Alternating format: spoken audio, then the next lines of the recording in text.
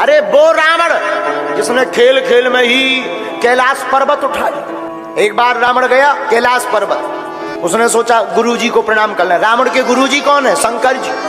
अच्छा, शंकर जी भी कितने विचित्र हैं, इनने चेला भी बनाओ तो 10 मूड वाला। जिसे शंकर जी ने कहा कि देखो तो तुम्हारा चेला भगवान राम की बुराई कर रहा है, तुम्हें शर्म नहीं आती अपने मन से? समझाओ। शंकर जी बोले क्या समझाए, हम अगर उससे समझाते हैं तो वो हमें देख के हंसने लगता। बोले क्यों? बोले इसलिए हंसने लगता है कि वो कहने लगता गुरुजी इधर देखो। लोग बोले मतलब? शंकर जी बोले जैसे ही हमें देखता है सोई अपने मुख की तरफ इशारा करने लगता, गुरुजी तुम्हारे तो 5 ही मुख हैं, थे तो 10 है। अब बताओ उन्हें क्या समझाए?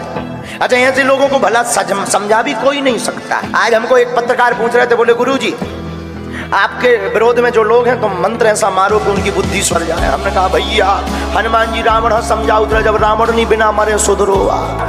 हनुमान जी साधारण थोड़ी है, रावण समझा उतरे मान जा भगवान आए, लेकिन जब लोग पानी खा गो टबक नहीं गवा। तो शंकर जी बोले हमारा चेला ही विचित्र है। बोले क्यों? बोले हमें देख के कहने लगता है इधर देख। एक व्यक्ति बोला क्यों गुरुजी? रावण के 10 सिर थे। एक संत बोले हमने तो देखे नहीं, अब देखे होते तो बताते 10 सिर, लेकिन हमने सुना तो है दशानन। दशानन का मतलब ही होता 10 आनन, जिसके 10 मुख हों। तो एक व्यक्ति बोला गुरुजी अगर उसके 10 मुख होंगे तो वो सोता कैसे होगा? हमने कहा मतलब? बोले गुरुजी अगर वो सोता होगा और मान लो अगर करवट बदल लें तो वे मुख।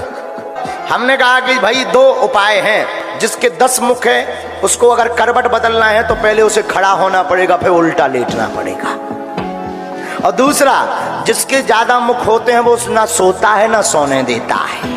एक बार रावण कैलाश पर्वत गया। कैलाश पर्वत उसने सोचा गुरुजी को प्रणाम कर लें। अच्छा प्रणाम कैसे करें? उसने लिया सो कैलाश पर्वत ही उठा लिया और लगो ऊपर नीचे कर। विचार करो पर्वत के ऊपर जो बैठे उनकी का दुर्दशा।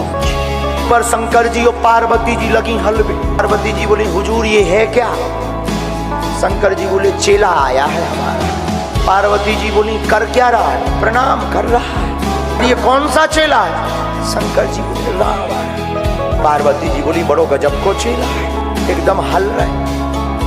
शंकर जी बोले अब चेला ही ऊंचे लेवल का है, रावण जैसा चेला बनाएंगे तो वो तो हिलाएगा ही हिलाएगा। अब जब शंकर जी ने ऊपर से इशारा करो कि भैया क्या कर रहे हैं? रावण बोलो गुरुजी प्रणाम कर रहे हैं।